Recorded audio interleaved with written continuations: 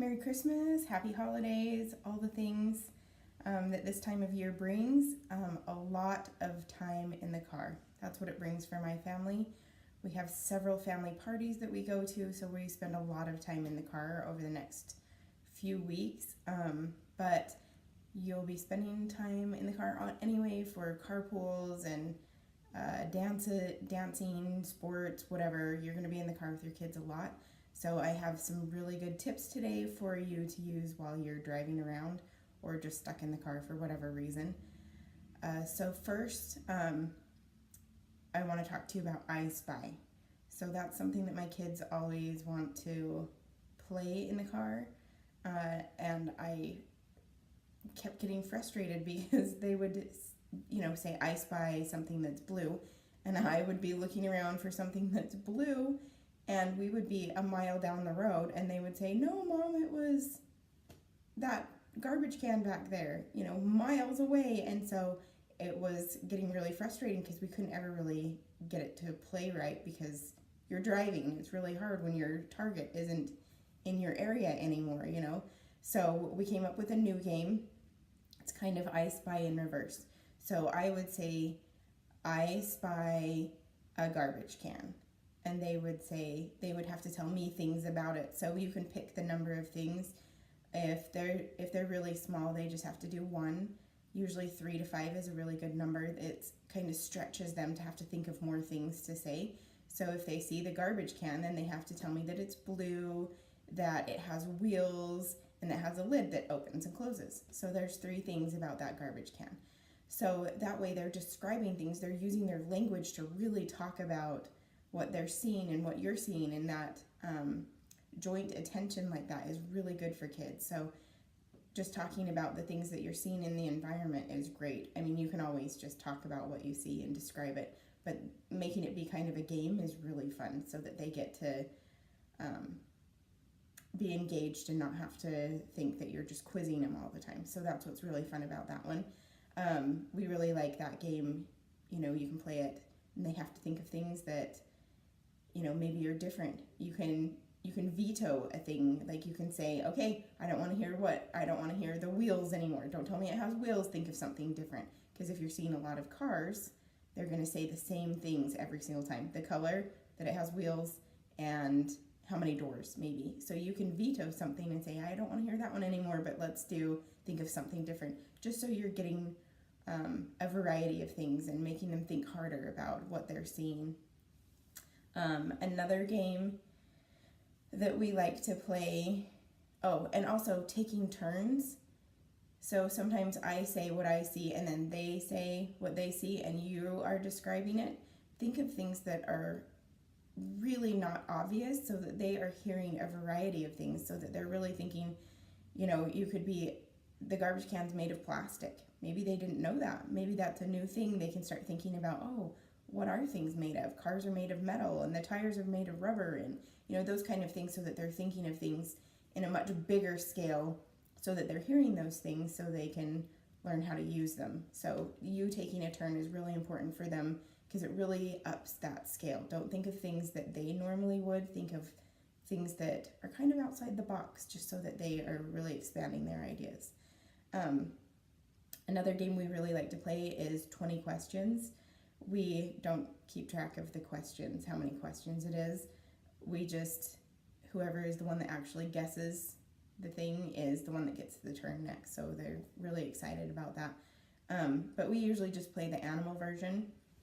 We like animals in our family. So this is my festive Christmas sweater I work with a bunch of kids today. So I thought that would be really fun for them to fill the holiday season, and it's supposed to snow today, so we're kind of excited about that. Anyway, so the animal version of the 20 questions, you can pick what you want to do. You can not limit it depending on your age of your kids and their skill level.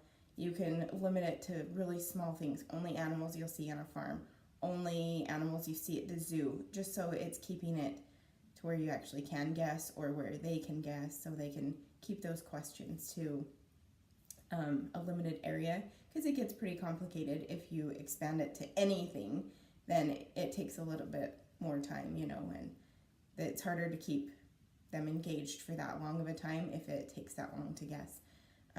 So really just judge on your child's skill level and what they can do and how engaged they are. Change the rules. You can change it in the middle of the game. If it's not being successful, just change it up so that they are still staying engaged.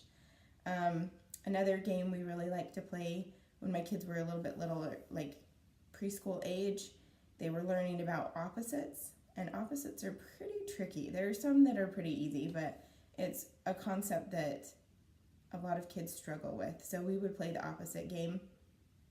I would say, what's the opposite of on? And they would say off. And I would say, what's the opposite of up?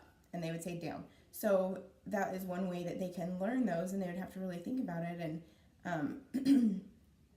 and if you have more than one kid in the car, make sure you pick which kid whose turn it is, because my son would always do all the guessing so much faster than my daughter, because she's 2.5 years younger than he is, and so it would take her a minute, so I would have to make sure that she was getting specific turns because he would answer all of them. And they love to show you what they know, so they really love that. So make sure they get to take turns. Also, be wary of letting your child take a turn for this one. My daughter said she wanted a turn to ask me an opposite, and she asked me what the opposite of watermelon is. No clue. So we all started laughing, and I said, lemon? And she was like, yeah, Mom, you're right. So luckily I got it on the first.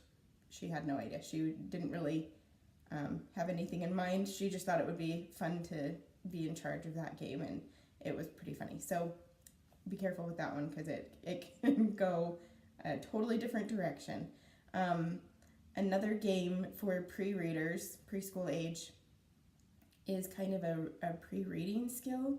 So first your children learn what each letter says. So they know that a T says T, but getting it to blend into a word like k, at, they can do that. They can make those sounds, but getting it to say cat, there's like this disconnect in there. It's really hard to go from the k, at to cat. For some kids, that is a really, really hard concept. And so while we were driving around, my daughter, she was stuck. She was stuck right in that middle, like she couldn't cross over. And so while we were driving around, I would just give her those sounds, and all she had to do was blend them. That was, because a lot of times they get stuck on making those each sound, they're concentrating so hard on looking at that letter and what does it say, and then by the time they get to the last letter, they're like, wait, I don't even remember what the first one was. And so it's really hard for them to get all of that information and squeeze it all together. And so I took all of this out for her, and I would just say, k, at, what does that say? And so that's all she had to do, was just blend those together. And you start out with them kind of really segmented, the k, at, and see if they can squish them together. And if they need another clue, then you squish them a little bit more, like k, at. So you're saying them a little bit closer. And if they need more, you can elongate it. So you're like k, at. So it's kind of more like a word, but it's not quite there yet. And that's usually about when they get it. So you can do all of those steps until it starts getting really easy. And then you can just do it like k, at. And then they get it super fast. So doing it in those steps is really helpful for them. And it makes it so much easier for them. When they see those letters, they're already planning that sequence in their head, the k, at. It sticks in there, and they're listening to the whole thing in one progression instead of those segmented bits. And then it's a lot easier for them to read later when they have those letters right in front of them, those words in front of them. It's really helpful for them to not quite have so much expectation and so much information that they have to process and put together.